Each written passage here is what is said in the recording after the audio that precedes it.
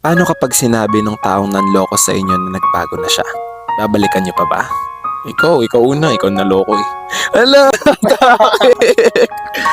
Siguro kapag dumating sa point na sinabi sa akin yun nung taong nanloko sa akin, mahihirapan akong maniwala.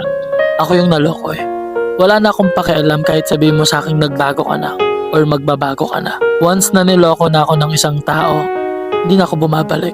Kung gusto mong magbago or yung magbabago ka na talaga, okay na sa akin na sa ibang tao mo na lang itama lahat ng mali mong nagawa sa akin. Sa ibang tao kang magbago, hindi sa akin. Kasi hanggat maaari hindi na ako papayag na itama mo pa sa akin ulit yan dahil wala akong kasiguraduhan na nagbago ka na or magbabago ka talaga. Kaya para sa akin, hindi na ako babalik. Okay lang na yung ibang tao na lang ulit yung manakit sa akin. Huwag na yung taong nanakit na sa akin. Ako naman, kung sakaling bumalik yung taong nanloko sa akin at sabihin niyang nagbago siya, babalik ako. Pero depende sa sitwasyon. Babalik ako kung yung taong yon is mahal ko pa. Kasi kapag dumating sa point na hindi ko na siya mahal, ibig sabihin natuto na ako. Kasi naniniwala ko na baka nga naman nagbago na siya. Bakit hindi ko pa bigyan ng isa pang pagkakataon? Baka sa pangalawang pagkakataon na pagbalik niya sa akin, mas maging maayos. Kaya para sa akin, kung babalik yung taong yon, depende na lang siguro sa sitwasyon. Kung mahal ko pa siya or hindi na. Yan ang mahirap sa ating bigay ng mga chances eh. Ako feeling ko, babalik ako. Pero i-make sure ko na yung actions niya ay mas malaki dun sa words na sinasabi niya na nagbago na siya. Paano nga naman kung sa pangalawang pagkakataon, nandun na pala yung betterment na hinahanap niyo sa relationship na meron kayo dapat. Ang hirap din kasi magsalita na hindi na ako babalik, pero at the end of the day, mahal mo pa rin naman talaga yung tao.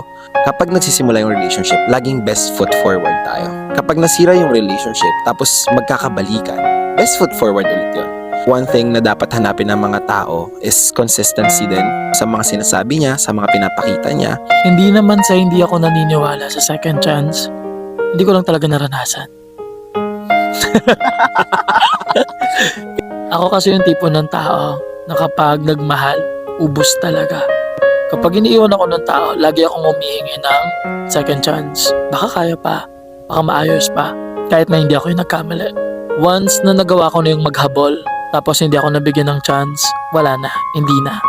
Kaya kong kalimutan yung panloloko mong ginawa sa akin.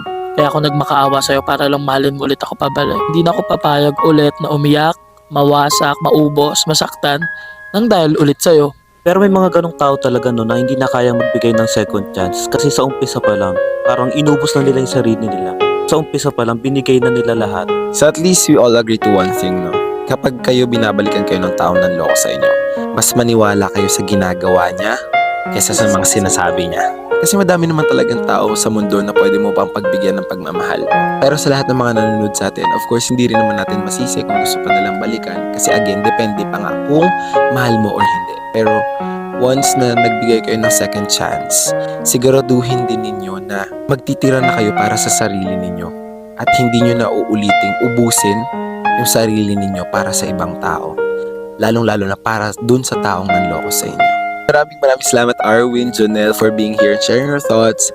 Guys, kung meron pa kayong questions, i-comment nyo sa comment section at sasagutin namin yan kahit nasang kalsada pa kami. Please follow yung Facebook page at TikTok account ng Team Pinsan. Maraming salamat ulit everyone. Please like, share, and follow.